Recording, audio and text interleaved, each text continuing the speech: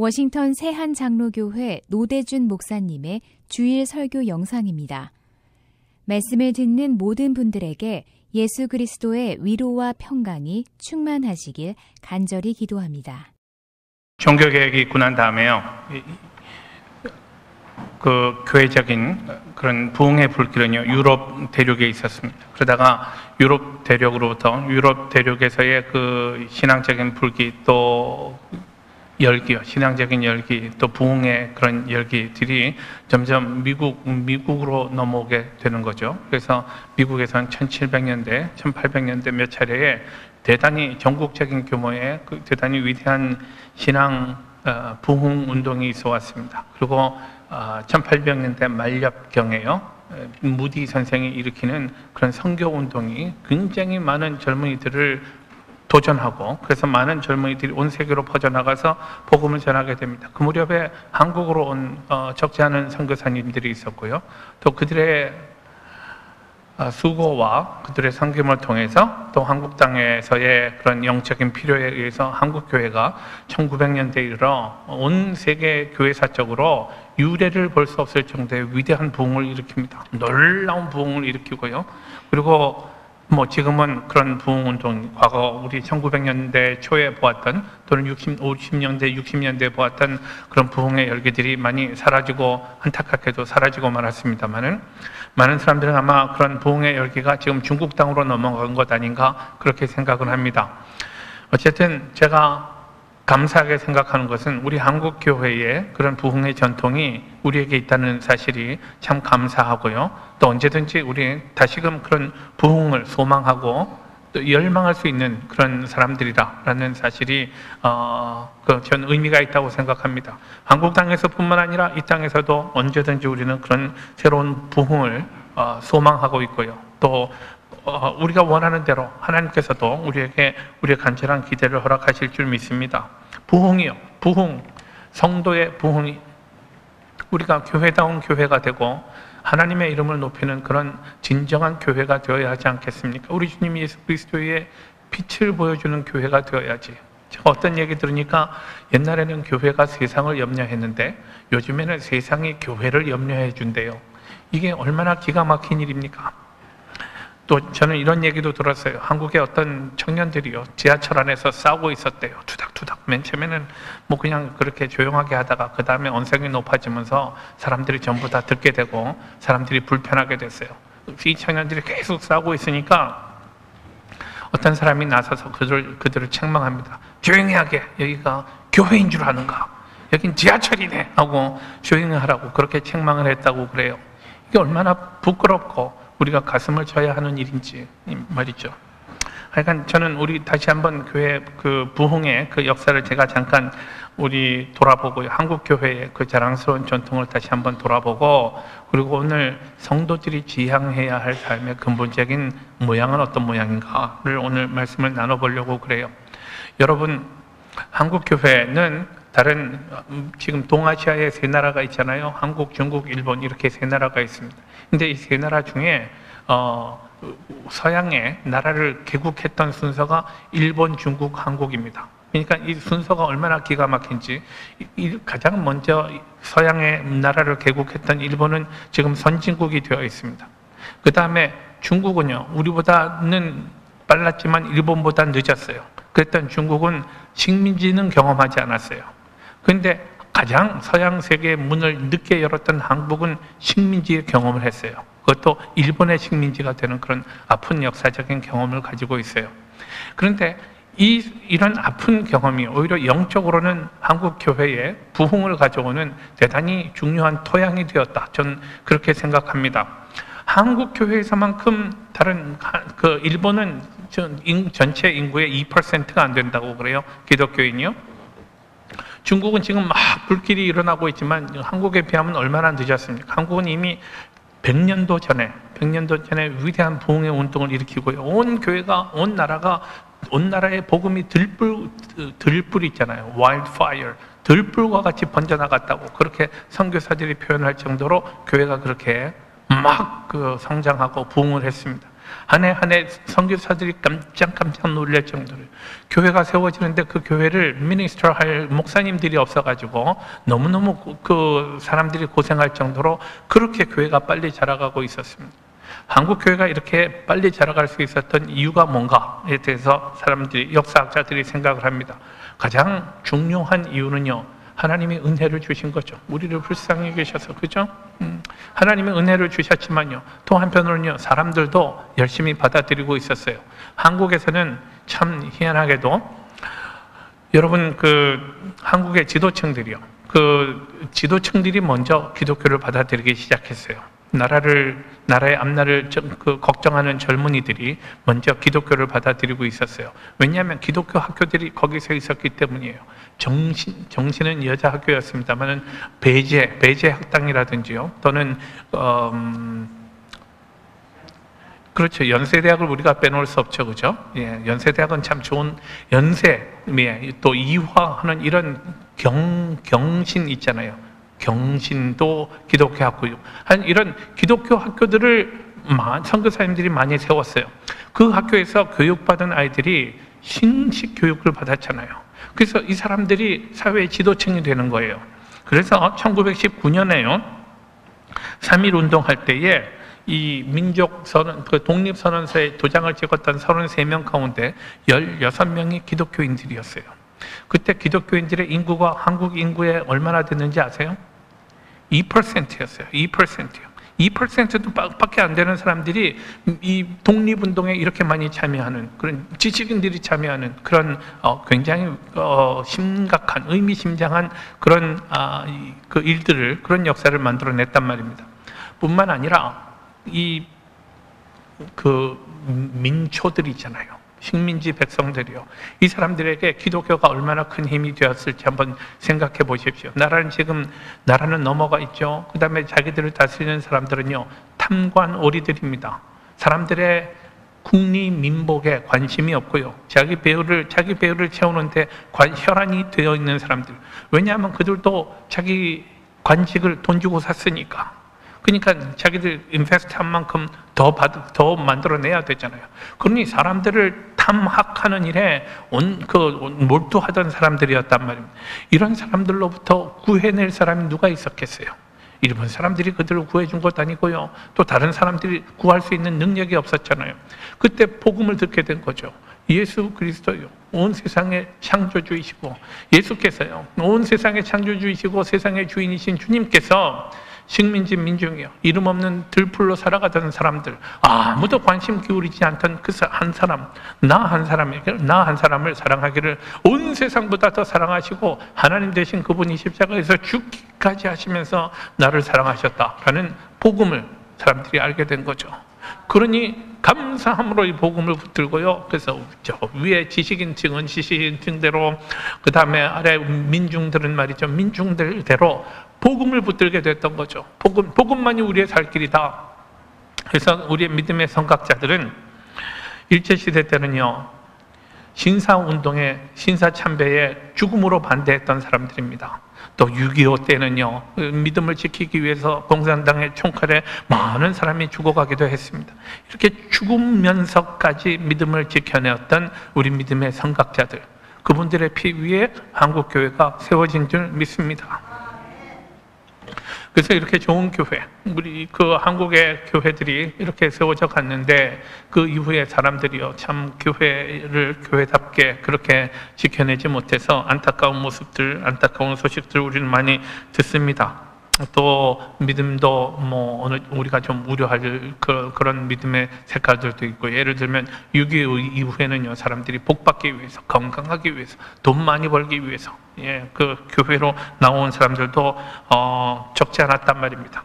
이런 사실은 우리도요, 미국에 와서 처음 예수 믿은 우리도 막막해서 도대체 믿을 데가 없어서, 우리 같은 말을 하고 같은 생각으로는 한국 이 커뮤니티가 좋은데, 여기 와서 보니 교회에서 많이 도와주고 교회에서 더 좋은 말씀도 하고 하니까 믿음 생활을 시작한 분들도 적지 않을 것입니다.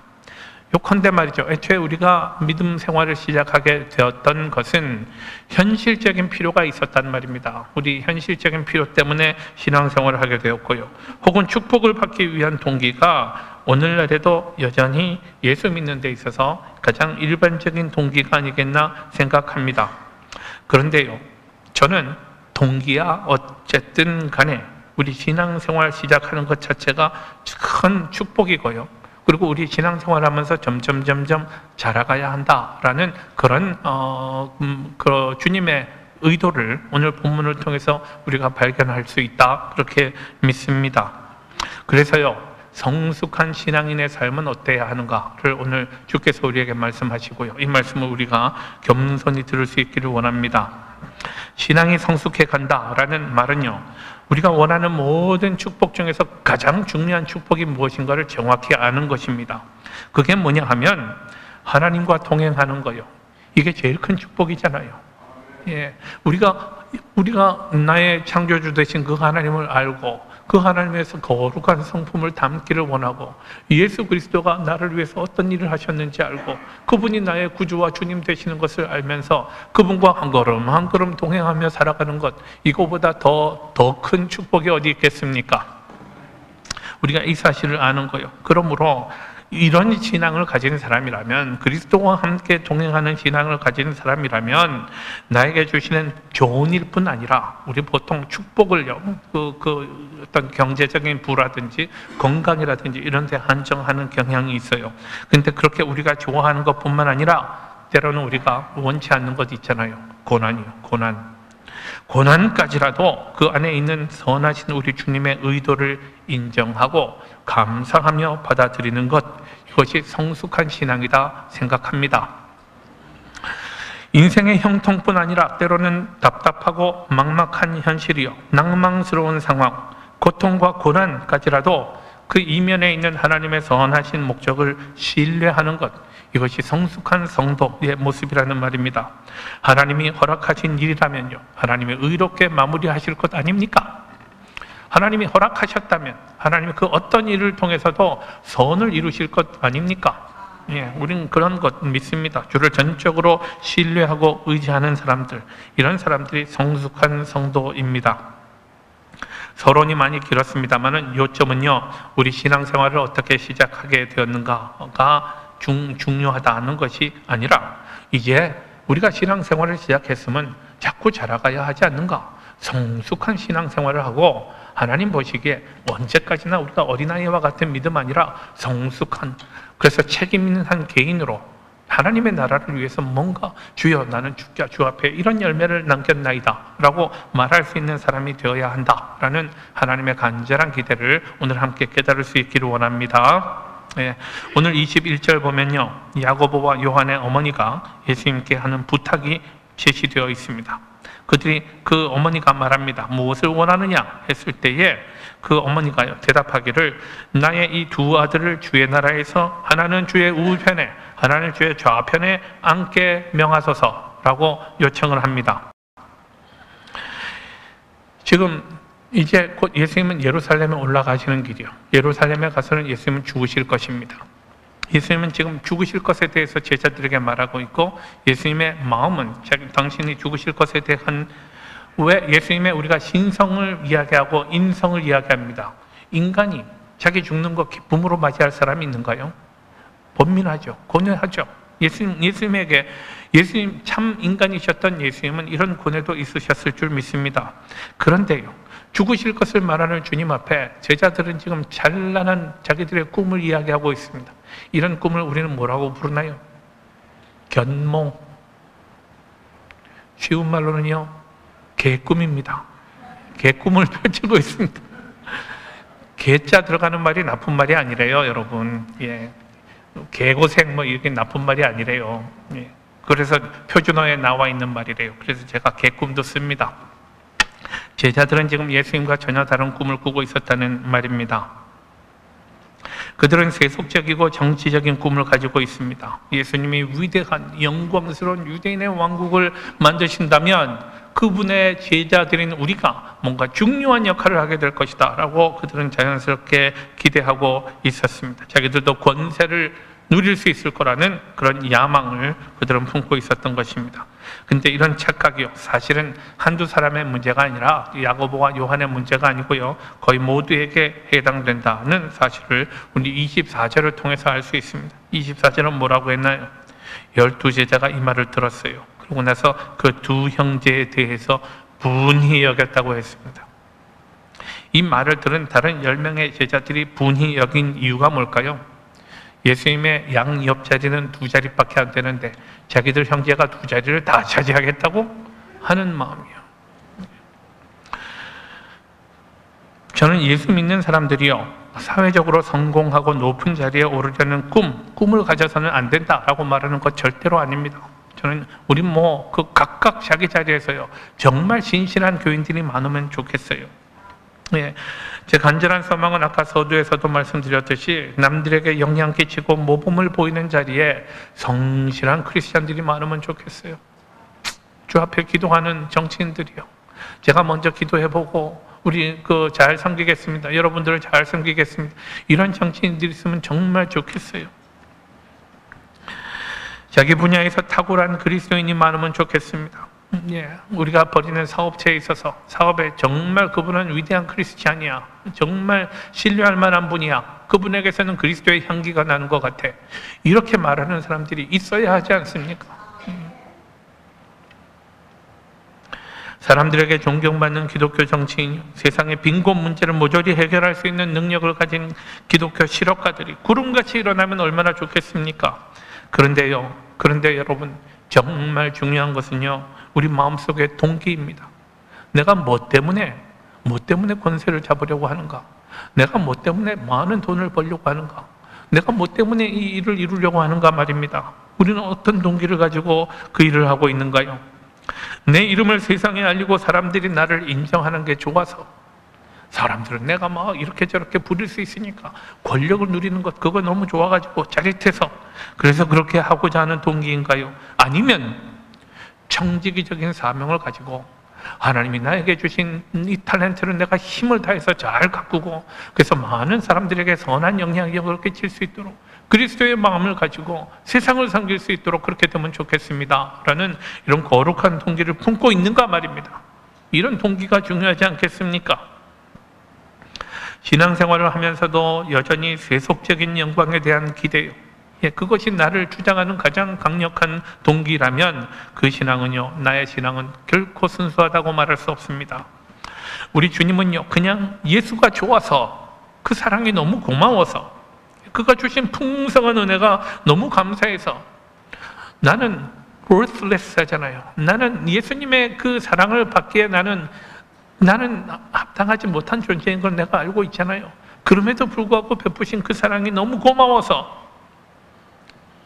그래서 순수한 마음으로 그를 사랑하고 그에게 순종하기 원하는 사람들을 예수님은 기뻐하실 것입니다.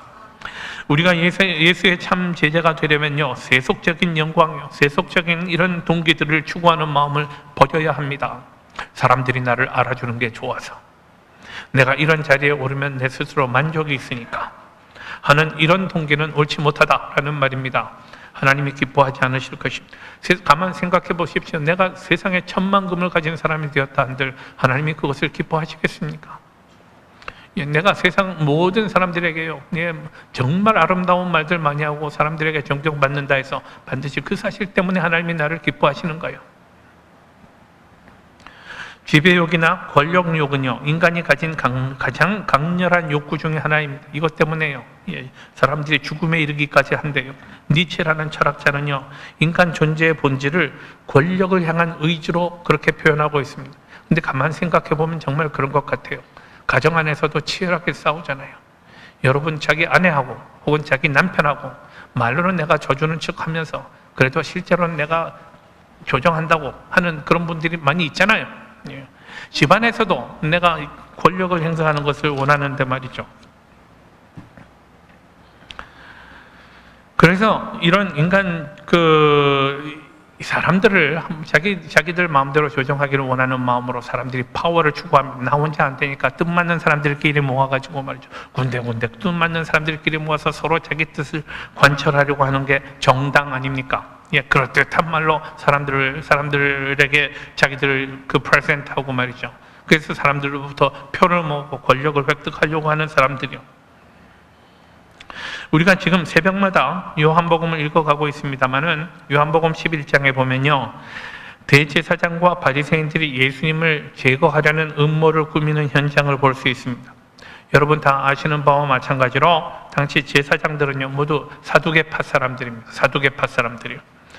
그리고 그러니까 지금 예수를 제거하자는 음모를 사두개파 사람들하고 바리새파 사람들이 지금 합력해서 추구하고 있다는 말입니다. 그런데 사두개파와 바리새파는 친구가 될 수 있는 사람들이 아니에요. 그들은 신학적인 입장이 다르고요, 사회적인 지위도 다르고 그들 기반도 다릅니다. 그들의 백그라운드도 다르단 말입니다. 사두개파 사람들은요 제사장 계급 사람들이요, 그러니 교회의 지도자들입니다. 근데 그들의 신학은요 부활을 믿지 않는 사람들이에요. 반대로 바리새파 사람들은 부활을 믿는 사람들이에요. 그래서 부활을 놓고 그들이 큰 논쟁을 벌이기도 합니다. 만나면 서로 싸우는 거죠. 마땅치 않다고. 바리새파 사람들은 평신도 사람들입니다. 이 사람들은 하나님의 율법을 율법대로 엄격하게 지키는데 큰 관심을 가지고 있었던 사람들입니다. 그러니 바리새파 사람들은 사두개파 사람들을 향해서 저것들은 교회 지도자이면서 시원치 않은 인간들 하고 비난하고 있었습니다. 사두개파 사람들은 바리새파 사람들을 향해서 허망한 것을 믿으면서 이상한 일을 하는 사람들, 그래서 서로 그렇게 아웅거리는, 서로 다투는 사람들이었단 말입니다. 그런데 그런 사람들이 예수님을 제거하는 일에 합력하더란 말입니다. 손을 함께 잡습니다. 이 사실을 보면 신앙이 다르고 생각이 다르고 뭐 다 이런 것들이요, 이런 것 다 떠나서 인간을 움직이는 적나라한 동기가 뭔가, 이것을 우리가 알 수 있습니다. 그게 뭐라고요?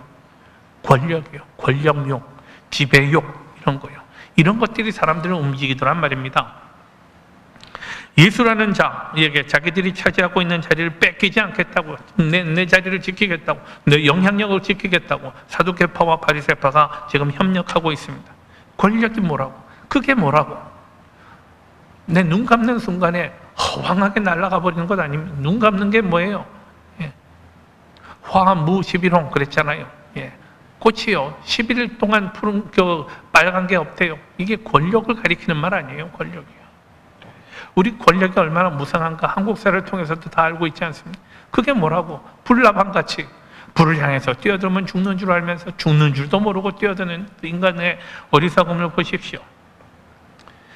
그러나 여러분, 예수님의 제자들은 남을 지배하는 데서가 아니라 남을 섬기는 데서 주의 뜻을 이루는 사람이어야 한다라고 주께서는 말씀합니다. 삶의 진정한 행복이 뭐라고요? 예수님처럼 섬기는 거라고 주께서는 말씀하십니다. 나처럼 섬기라고요. 25절 말씀 보십시오. 예수님이 제자들을 불러다가 말씀하십니다. 제자들 자기들끼리 지금 화를 내고 분이 여기는 걸 아십니다. 불러 모으십니다. 그리고 말씀하십니다. 이방인의 집권자들이 그들을 임의로 주관하고 그 고관들이 그들에게 권세를 부리는 줄을 너희가 알거니와.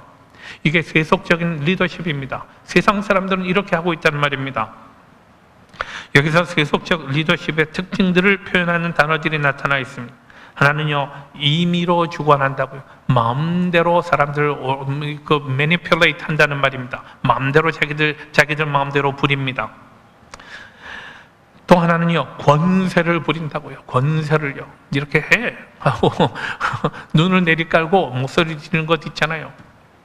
제가요 참 안타까운 것은, 제가 시사를 별로 이야기하지 않습니다만은 한국의 어떤 대장 있잖아요. 전 그 양반도 좀 딱하다고는 생각을 해요.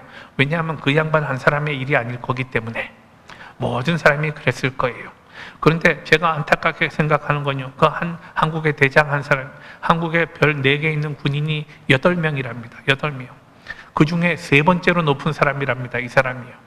근데 이 사람의 집안에서요, 이 사람의 집안에서 허드렛 일을 돕는 그런 그 병사를 너무나 비인격적으로 대우했단 말이죠. 그런데 제가 안타까운 건요, 이 사람들이 기독교인들이래요.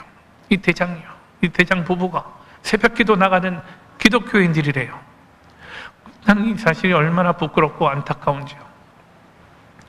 아니, 그러게 말이에요. 하여간 이게 마음대로 부리는 겁니다.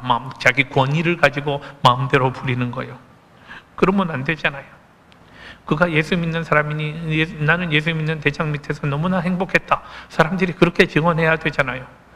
근데 그는 새벽부터 자기들이 새벽기도 나가는 그 시간부터 나를 착취했다. 이렇게 증언하게 만들었단 말입니다. 얼마나 안타깝습니까? 그런데 예수님은 이제 이것이 세속적인 리더십이라고요. 마음대로 주관하고 임의로 자기 권세를 세우고 말이죠. 하는 거예요. 근데 25절에서 봤던 이런 세속적인 리더십과 달리 예수님은 26절, 27절에서 크리스천 리더십에 대해서 말씀하십니다. 이 앞에 저는 강력한 그러나가 빠져 있다고 생각합니다. 그러나 너희 중에는 그렇지 않아야 하나니 너희는 그렇지 않은 그래서는 안 된다는 말입니다. 사람들이 다 그렇게 한다 할지라도 하나님의 자녀인 너희는 그래서는 안 된다라고 예수님은 말씀하십니다. 너희는 그렇지 않아야 하나니 너희 중에 누구든지 크고자 하는 자는 너희를 섬기는 자가 되고 너희 중에 누구든지 으뜸이 되고자 하는 자는 너희의 종이 되어야 하리라. 여러분, 우리가 한국말로 읽어서 그러는데요, 우리 26절에 섬기는 자가 어떤 사람이라고요? servant요. 종입니다. 종. 그 밑에요. 또 너희의 종이 되어야 하리라. 여기 종은 어떤 존재예요? slave요. 이런 존재로 살아가야 한다고 말씀합니다. 종이라고요. 종은 어떤 사람입니까? 주인 옆에 서가지고요, 앉지 못하는 사람이에요. 주인이 하라 오라 하면 오고 가라 하면 가야 한다고요. 그런데 교회에서는, 하나님의 나라에서는 이렇게 하는 사람이 가장 높은 사람이래요. 크리스천의 리더십은 세상의 리더십과 같아서는 안 된다는 말입니다. 너희를 섬기는 자가 되고 너희 중에 누구든지 크고자 한다면 먼저 섬기란 말입니다. 먼저 섬겨야 합니다. 누구든지 으뜸이 되고자 한다면 다른 사람의 종이 되어야 한다고, 슬레이브가 되어야 한다고 주님께서 하시는 말씀을 우리가 심각하게 들을 수 있기를 원합니다. 우리가 이 세상에 왔다가 살 수 있는 가장 보람된 인생이 뭐겠습니까? 정말 내 인생은 행복한 인생이었노라. 우리가 눈을 감을 때요, 그렇게 말할 수 있는 인생은 어떤 거겠습니까? 창조주 하나님의 계획을 깨닫고 하나님을 향한 비전으로 가득 찬 인생, 내 인생은 주를 향한 꿈으로 가득 찬 인생이었다라고 말할 수 있다면 얼마나 행복하겠어요. 그 일이요, 예수 그리스도의 제자로 살아가는 일인 줄 믿습니다. 예수님의 제자로 사는, 내가 스스로 제자라고 스스로를 그렇게 아이덴티파이 하는 거 있잖아요. 그렇게 사람들 앞에 나는 주님의 제자로 살기를 원합니다 라고 말하는 사람들이요.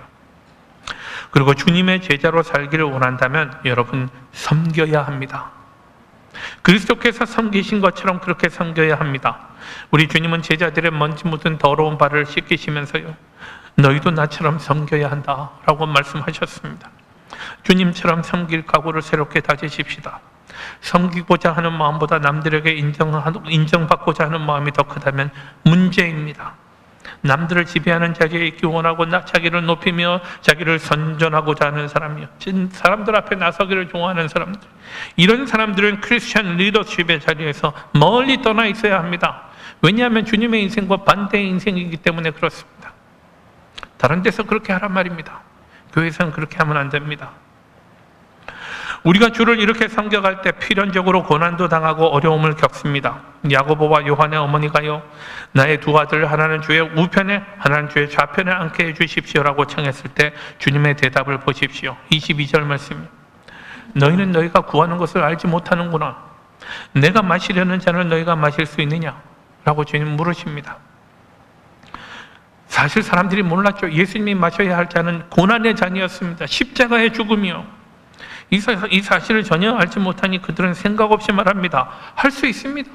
주님이 마시는 그 잔이라면 우리도 마실 수 있습니다. 야고보와 요한에게 예수님은 계속 말씀하십니다. 너희가 과연 내 잔을 마시려니와 과연 그들은 잔을 마실 것입니다. 고난이 그들에게 있을 것입니다. 내 좌우편에 앉는 것은 내가 주는 것이 아니라 내 아버지께서 누구를 위하여 예배하셨든지 그들이 얻을 것이니라. 제자로서 살고자 한다면 어떤 길이든 하나님이 예배하신 길을 가야 한다는 뜻입니다. 과연 내 잔을 마시거니와. 제자의 삶에 고난은 피할 수 없습니다. 섬기는 자가 되려면 수고가 있어야 합니다. 땀 흘림도 없이요, 내 옷소매에 흙먼지 한 번 안 묻히고 과연 무엇으로 어떻게 섬기겠습니까? 섬김의 과정에 고난도 있고 말할 수 없는 수모도 있습니다. 저는 이것이 제자도의 핵심이라고 믿습니다. 진지하게 섬기고자 하는 사람들에게 고난은 피할 수가 없습니다. 왜냐하면 예수님이 고난을 받으셨기 때문이에요. 우리가 이런 믿음을 가지고 고난이라도 예수를 위해 감당하고자 하는 소망이 있을 때, 그때 주께서는 우리에게 힘을 주십니다. 넉넉한 힘을 주십니다. 고난을 극복할 수 있는 능력을 주십니다. 야고보와 요한은요, 주님 앞에 세속적인 영광을 구했지만 결국 주님 인도하신 그들의 종말은 어땠는가요? 야고보는 12 제자 가운데 최초의 순교자가 됩니다. 헤롯 아그리파 1세에게 그는 참수형을 당합니다. 칼이 그의 목을 떨구는 순간 그는 피를 뿌리면서도 예수, 사랑하는 예수, 마지막으로 예수님을 외치면서 그의 생명을 순교의 제단에 바칩니다. 반면에 요한은 12제자 가운데 제일 오래 산 사람입니다. 95세를 넘기면서 살았습니다. 밤모섬에서 기도하다가 성령의 감동 속에 요한계시록을 기록하는 사람입니다. 그리고 에베소 교회를 돌보면서 최후까지 교회를 지켰습니다. 형제였지만 이 두 사람의 삶이 얼마나 대조되는지요. 야고보와 요한, 이 두 사람은 똑같이 우레의 아들이라고 불릴 정도로 성격이 불같았던 사람입니다. 그 사마리아 지역을 지나면서요, 예루살렘을 향해 올라가면서 사마리아 지역을 지나야 되는데 사람들이 예수님 일행을 배척했습니다. 그때 야고보와 요한이 화가 나가지고요, 주여 우리가 불을 명해서 하늘에서 불이 내려서 이 사람들 모두 멸하도록 할까요? 이 사람들 싹 없애버릴까요? 하는 마음이었죠. 그죠? 과연 그들에게 그런 능력이 있었는지 모르지만 주님께서는 그들을 책망하셨습니다. 주께서 무엇 때문에 오셨는데, 사람들에게 생명을 주려고 하시는데 오히려 그들을 멸하다니, 있을 수 없는 일이잖아요. 그러나 주께서는 이런 사람들을 들어 사용하시고, 한 사람은 최초의 순교자로, 또 한 사람은 사랑의 사도로 살아가도록 그 인격을 바꿔 주셨습니다. 이 두 제자의 생애를 지켜보면서요, 저는 사람마다 삶이 다 다르다 생각합니다. 형제의 운명도 이렇게 엇갈리잖아요. 그러나 모양이 어찌되었건 중요한 것은요, 내 삶이 어떻게 결산될 것인가, 여러분의 삶이 어떻게 결산될 거라고 생각하십니까? 우리가 일생 살아가면서 기쁜 일, 즐거운 일도 경험하고 슬픈 일, 실망스러운 일도 경험합니다. 때로는 정말 이해가 안 되는 어려운 상황도 만납니다. 그러나 그런 과정을 거치면서 사람마다 다 다른 삶을 살지만 이 땅에서의 여정을 다 마치고 이 땅을 떠날 때 과연 나는 후회 없이 제자의 삶을 살았는가 말입니다. 이 질문이 중요합니다. 나는 과연 하나님이 나를 이 땅에 내시면서 내게 주신 그 사명을 위해 애쓰고 살다간 의미 있는 삶이었다라고 주께서 인정하실까요? 혹시 우리 중에 은혜 누리는 데만 관심이 있고 제자의 삶을 사는 데는 지나치게 소극적인 경향이 있지 않은가 살펴볼 수 있기를 원합니다. 저부터 포함해서 말이죠. 받는 것은 좋은데 드리는 것은 정말 힘든 삶 아닙니까? 저는 때로 우리들의 신앙생활이 적당히 즐기는 정도의 신앙이요, 액세서리, 내가 교회에 이런 직분을 가졌으니 하는 그런 정도의 신앙이어서는 곤란하다는 말입니다. 많이 받고 조금 드리면 남는 거래라고 생각하는 태도가 있다면 여러분, 노입니다. 좀 더 진지해지셔야 합니다. 내가 믿는 예수가 길이고 진리고 생명이고 구원이라면, 진실로 예수가 하나님의 아들이심을 믿는다면 진지하게 그분을 따라야 하지 않겠습니까? 쉽게 타협하고 쉽게 살아가는 크리스천에게 감동받을 사람 아무도 없습니다. 하나님의 나라를 위해서라면 십자가라도 지는 사람, 나의 영광이나 유익이 아니라 주의 나라를 추구하는 사람들, 예수님처럼 낮은 자리에서 남을 섬겨가는 사람들, 이런 사람들만이 남에게 감동을 줄 수 있습니다. 우리를 향한 주님의 명령은 아직도 여전히 유효합니다. 우리에게 도전을 주시는 주의 음성을 들으십시오. 누구든지 나를 따라오려거든 자기를 부인하고 자기 십자가를 지고 나를 쫓을 것이니라. 이렇게 말씀하시는 주님 앞에, 주여 제가 여기 있나이다, 제가 여기 있잖아요 라고 대답하며 작은 예수로 살아가시는 결단이 오늘 이 시간 우리에게 있기를 축원합니다.